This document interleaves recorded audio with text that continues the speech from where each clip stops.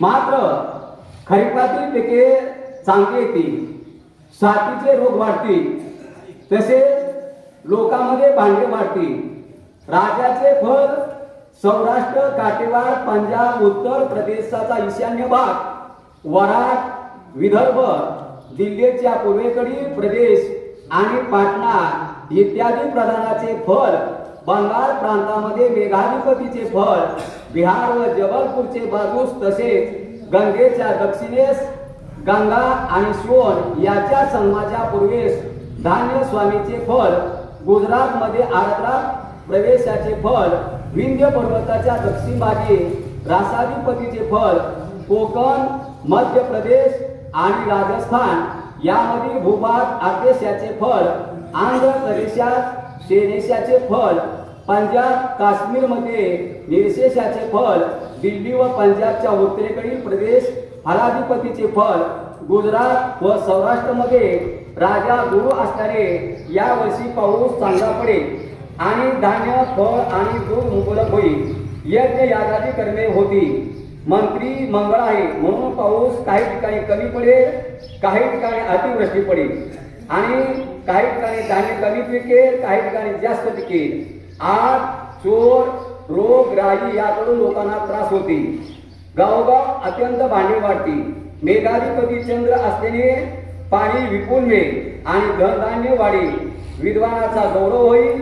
खरीपाचा स्वामी गुरु असल्याने पाऊस चांगला पडेल.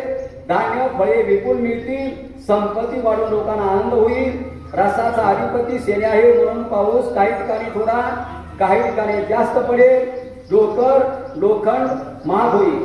रतीचा स्वामी बुध असल्याने गहू, मूग, ऊस, भात, दूध, दुभते मुबलक मिळेल. विद्वानाचा गौरव होईल. निरसाचा अधिपती गुरु असल्याने सर्व रत्ने, सोने, कापूस, सुपारी, चंदन हे पदार्थ पुष्कळ होतील. आर्द्रा ज्येष्ठ शुक्र अष्टमी सोमवार 22 जून 2026 रोजी दुपारी 12:26 या वाजता सूर्य आर्द्रा नक्षत्रात प्रवेश करतो. त्याचे फळ धान्य, कापड पुष्कळ होईल. धनधान्य वाढेल. यावर्षी काळ नावाचा मेघ असल्याने काही ठिकाणी पाऊस कमी पडेल, काही ठिकाणी जास्त पडेल. रोगराई वाढून लोकांना दुःख होईल. यावर्षी तक्षक नावाचा नाग असल्याने पाऊस मध्यम पडेल. बांधण तंटे वाढतील. पशुपालक श्रीकृष्ण आहे म्हणून जनावरांना आनंद होईल. धनधान्य वाढेल. दूध दुभते भरपूर होईल.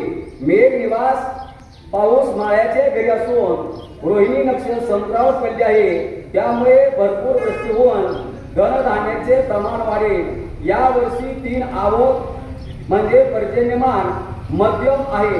त्यापैकी 6 भाग नद्या, पर्वत यावर आणि 4 भाग भूमीवर याप्रमाणे इंद्र वर्षाव करील. तिथीच्या श्रवणाने लक्ष्मी प्राप्त होते.